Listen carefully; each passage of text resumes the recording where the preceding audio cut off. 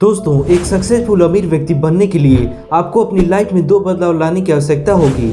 पहला, अपने माइंडसेट को बदलना होगा और दूसरी, अपनी नौकरी को छोड़नी होगी। दोस्तों, अब आपके मन में कई सारे क्वेश्चंस आ रहे होंगे कि हम अपनी माइंडसेट को बदले कैसे और अपनी नौकरी को छोड़ने के बाद हम करेंगे क्या। आपके इन सभी क्वेश्चंस का जवाब मैं इस वीडियो के माध्यम से आपको देने वाला हूं, जिसका नाम है अमीर बनने का माइंडसेट। तो बिना स्किप किए बने रहिए हमारे वीडियो के साथ। सबसे पहले बात करते हैं how to change your mindset. दोस्तों, ज़रा सोचिए, आज दुनिया में कितने ही ऐसे लोग हैं जिनके पास औरों के मुकाबले ज़्यादा नॉलेज और स्किल्स है, पर इसके बावजूद वो लोग अपनी ज़िंदगी में इतने सफल नहीं हैं। और कितने ही ऐसे लोग हैं जिन लोगों के पास ज़्यादा स्किल्स या नॉलेज नहीं है, पर वो लोग ज़िंदगी में ज़्यादा सफल हैं। इसका सबसे बड़ा कारण क्या है? कभी आपने सोचा है? इसका सबसे बड़ा कारण है उनकी मानसिकता। क्योंकि चाहे आप में कितनी भी काबिलियत क्यों ना हो, लेकिन अगर आपकी मानसिकता ही निगेटिव और गलत होगी, आपकी सोच ही अगर छोटी होगी, तो आप अपने ज़िंदगी में कितना आगे बढ़ पाओगे। इसलिए नॉलेज और स्किल्स के साथ साथ आपको अपनी मानसिकता पे भी काम करना होगा। तो इस वीडियो के जरिए मैंने उन सभी चीज़ों को कवर किया है जिन्हें अपनाकर आप अपनी मानसिकता को बदल सकते हैं और अपनी ज़िंदगी में सकारात्मक बदलाव ला सकते हो। अब बात करते हैं माइंडसेट को बदलने के कौन कौन से मेथड्स हैं। उससे पहले हम समझते हैं कि माइंडसेट का मतलब क्या होता है। माइंडसेट का मतलब आपकी सोच और आपका दुनिया को देखने का तरीका। आपकी मानसिकता आपके जीवन में आए गए अनुभवों की वजह से, आपके आसपास के लोगों की वजह से और आपकी शिक्षा की वजह से बनती है। आपके विचारों और आपकी धारणाओं के आधार पर ही मानसिकता तय होती है। साथ ही साथ आपके मानसिकता के आधार पर ही आपकी आदतें भी तय होती हैं। मानसिकता आपके एटीट्यूड का एक महत्वपूर्ण हिस्सा है और आपकी भावना, आपके विचार और आपकी सोच आपके एटीट्यूड पर ही निर्भर रहती है। अपने माइंडसेट को बदलने का फर्स्ट मेथड है कि ऐसे लोगों से दूर रहो जो कहते हैं कि तुमसे नहीं हो पाएगा, तुम्हारी बस की बात नहीं है, तुम ज़्यादा बड़ा बनने की मत सोचो, या फिर बड़े सपने देखने की तुम्हारी हैसियत नहीं है, वगैरह वगैरह। इन जैसी बातों से हमारे मन में एक निगेटिविटी पैदा होती है और हम इस बात को सच मानकर खुद को कमज़ोर समझने लगते हैं, खुद की काबिलियत पर शक करने लगते हैं और हम कुछ नहीं कर सकते, ऐसा हम सोचते हैं। यही हमारी मानसिकता बन जाती है। अगर आप अपनी मानसिकता को बदलना चाहते हैं तो ऐसे लोगों से दूर रहो जो आपको हर वक्त निगेटिव बातें बोलते हैं या आपको डिमोटिवेट करते हैं, और ऐसे में खुद पर आत्मविश्वास रखो और ऐसे लोगों को और उनकी बातों को नज़रअंदाज करो। दूसरा मेथड है खुद पर काम करो। मान लो अगर आप किसी चीज़ में कमज़ोर हो, जैसे कि इंग्लिश बोलने में या फिर कम्युनिकेशन स्किल्स में या और किसी चीज़ में कमजोरी हो, तो इन कमजोरियों पर काम करने की बजाय हम अपने आप को दूसरों से कंपेयर करने लगते हैं और ऐसे में हम एक नकारात्मक मानसिकता में जीने लगते हैं और कहीं ना कहीं हमें ये लगने लगता है कि हम इन कमजोरियों को कभी दूर नहीं कर सकते। लेकिन ऐसा बिल्कुल भी नहीं है। दरअसल आपको यहाँ थोड़ी सी हिम्मत दिखाकर अपनी कमजोरियों पर काम करने की ज़रूरत है।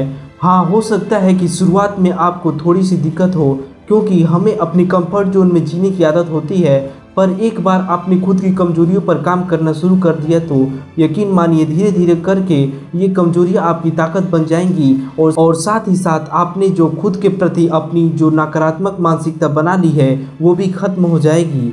तीसरा मेथड है वक्त के साथ बदलो। ऐसे कई सारे लोग मिलेंगे जो सालों साल उसी तरह की ज़िंदगी जीते हैं और इस वजह से वो अपनी ज़िंदगी में कोई खास परिवर्तन नहीं कर पाते, और इन सब की वजह है उनकी पुरानी सोच और उससे जुड़ी मानसिकता। दोस्तों, इसीलिए वक्त के साथ नए नए स्किल्स को सीखना, तरह तरह की नॉलेज लेना और पुरानी सोच को हटाकर चीज़ों को नए ढंग से सोचना बहुत ज़रूरी होता है। इससे आपका एटीट्यूड बदल जाता है और साथ ही साथ आपकी मानसिकता भी बदल जाती है। चौथा मेथड है बुरी संगत और बुरी आदतों को छोड़ दो।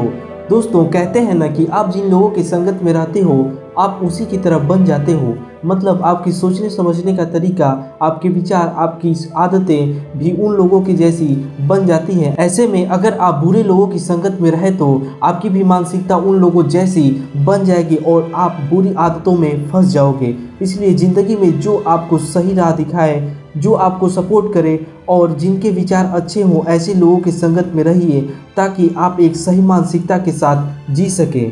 पांचवा मेथड है खुद से बात करो। दोस्तों, सेल्फ टॉक करना हमारी मानसिकता को बदलने के लिए बहुत ही फायदेमंद होता है। इससे हमारा तनाव भी कम हो जाता है। हम खुद को मोटिवेट कर पाते हैं, किसी भी चीज़ में हम बेटर परफॉर्म कर पाते हैं। और साथ ही साथ अगर मन में कोई निगेटिव विचार आ भी जाए तो उस वक्त खुद से पॉजिटिव सेल्फ टॉक करके उस निगेटिविटी को दूर कर सकते हैं। इससे हमने खुद के प्रति जो निगेटिव सोच बना रखी है या जो निगेटिव मानसिकता बना रखी है वो खत्म होने लगेगी। सेल्फ टॉक के साथ आप पॉजिटिव एफर्मेशन को भी ट्राई कर सकते हैं और ये आपके लिए बेहद फायदेमंद है। लास्ट मेथड है अपनी अचीवमेंट को याद करो।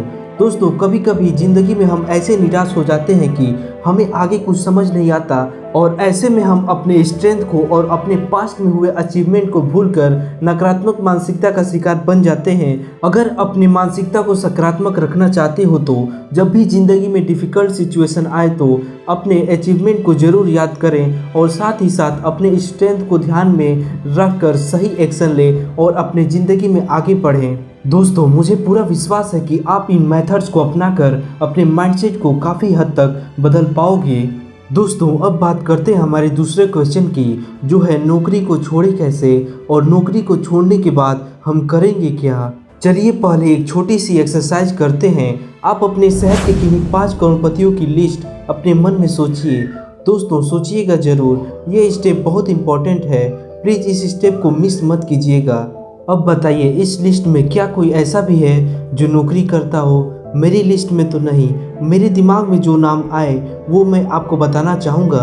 दोस्तों, मैं यूपी का रहने वाला हूँ और ये लोग वहीं के हैं। मसाले वाले अंकल, डॉक्टर अंकल जिनका बहुत बड़ा हॉस्पिटल है, सरिया वाले अंकल, मेरे कॉलोनी के एक अंकल जिनके इंजीनियरिंग के कॉलेज चलते हैं, और सोनार अंकल जिनके यहाँ से हम लोग ज्वेलरी खरीदने जाते हैं।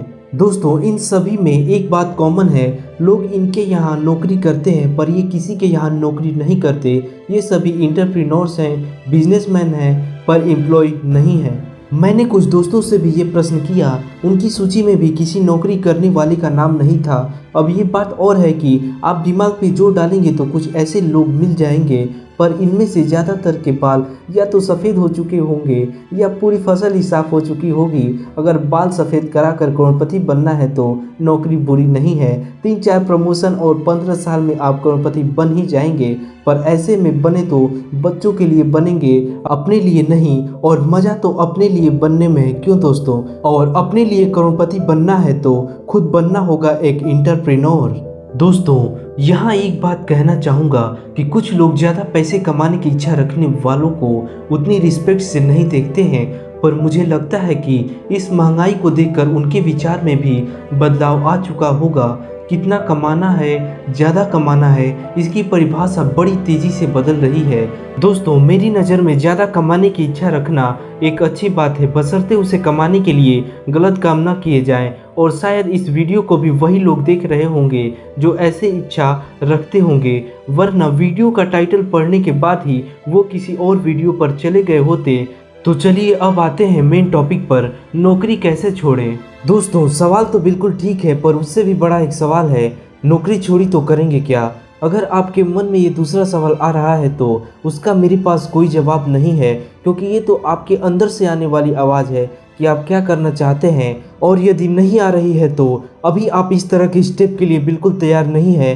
पर ये बात पक्की है कि यदि आप चाहें तो समय के साथ खुद को तैयार कर सकते हैं। लेकिन यदि आप उनमें से हैं जिनका कोई सपना है, जो कुछ बड़ा, कुछ महान, कुछ अपना करना चाहते हैं, तो आपको पहले प्रश्न के बारे में सोचना ही होगा, क्योंकि अगर आप अभी नहीं सोचेंगे तो आगे आपके लिए ये सोचना और भी मुश्किल हो सकता है, क्योंकि भविष्य में आपकी जिम्मेदारियां बढ़ जाएंगी, यानी आपकी रिस्क लेने की क्षमता घट जाएगी।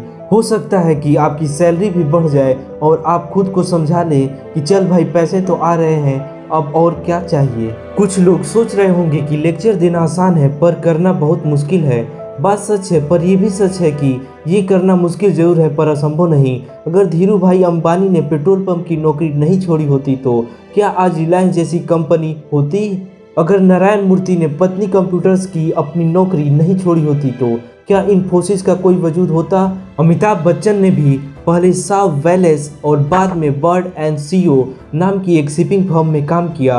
अगर उन्होंने भी अपने दिल की आवाज़ नहीं सुनी होती तो भला भारत को कहाँ मिलता इतना बड़ा महानायक। ये बहुत बड़े बड़े उदाहरण हैं जिन्हें हम सब जानते हैं, पर यकीन कीजिए कि ऐसी हजारों सक्सेस स्टोरीज हैं जहां पर लोगों ने अपनी सोच को हकीकत में बदल कर दिखाया है, गांव की गलियों से निकलकर शहर की बुलंदियों को अपनाया है, खुद बने हैं करोड़पति और कईयों को लखपति बनाया है। पर अभी भी हमारा जो पहला सवाल था कि नौकरी छोड़े कैसे, वो वहीं का वहीं बना हुआ है। कहने की बात नहीं है कि ये एक बहुत ही बड़ा स्टेप है और बस यूं ही नहीं लिया जा सकता। इस क्रांतिकारी कदम को वही उठा सकता है जिसके मन में कुछ अपना करने की तीव्र इच्छा हो और वो अपने प्लान को एग्जीक्यूट करने के लिए बहुत ज़्यादा पैशनेट हो, जिसके अंदर वाकई में कुछ कर गुजरने की दीवानगी हो।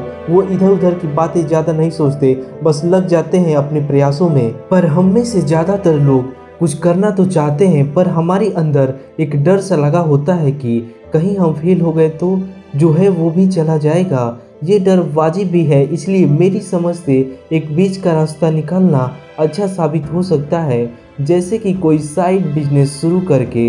ये एक पुराना आजमाया हुआ तरीका है जो आपने अपने आसपास देखा भी होगा। ऑफिस टाइमिंग के बाद और छुट्टी के दिनों में लोग अपने साइड बिजनेस को करते हैं और जब धीरे धीरे बिजनेस ट्रैक पर आ जाता है तो अपनी नौकरी छोड़कर पूरा समय बिजनेस में लगाते हैं। एक छोटा सा उदाहरण देना चाहूँगा जो मैंने रश्मि बंसल जी की कॉन्टेक्ट द डॉट्स बुक में पढ़ा था। ये कहानी एक एन माधवन नाम के व्यक्ति की है जिनके अंदर एक होटलियर बनने की चाहत थी, पर भाग्य ने उन्हें एक प्रोफेसर बना दिया था।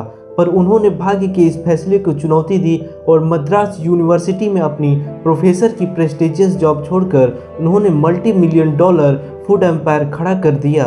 दरअसल वह सुबह 9 बजे से शाम 4:30 बजे तक पढ़ाने के बाद उन्होंने काम समझने के लिए एक जॉब पकड़ ली। वो रोजाना शाम 6 से रात 12 बजे तक एक होटल में ड्यूटी करने लगे। जब काम समझ आ गया और कुछ पैसे इकट्ठे हो गए तो उन्होंने खुद का एक चाइनीज रेस्टोरेंट शुरू कर दिया। आज उनके रेस्टोरेंट 16 देशों में हैं, जिनमें कुल 3000 एम्प्लॉय काम करते हैं। इन्होंने खुद तो MBA नहीं किया, पर IIM अहमदाबाद से पास आउट बंदों को बिजनेस संभालने के लिए रखा हुआ है। दोस्तों, बहुत सारे लोग बहुत सारी आइडियाज़ के साथ अपने अपने सपनों को साकार करने में लगे हुए हैं और कर रहे हैं। हम इंसानों में यही तो खास बात है, हम जो सपना देखते हैं उन्हें साकार भी कर सकते हैं। अंत में यही कहना चाहूँगा कि कोई रिस्क ना लेना ही ज़िंदगी का सबसे बड़ा रिस्क है और ये रिस्क आप उठा नहीं सकते। इसलिए अपने दिल की आवाज़ सुनिए और अपने सपनों को साकार कीजिए। All the best.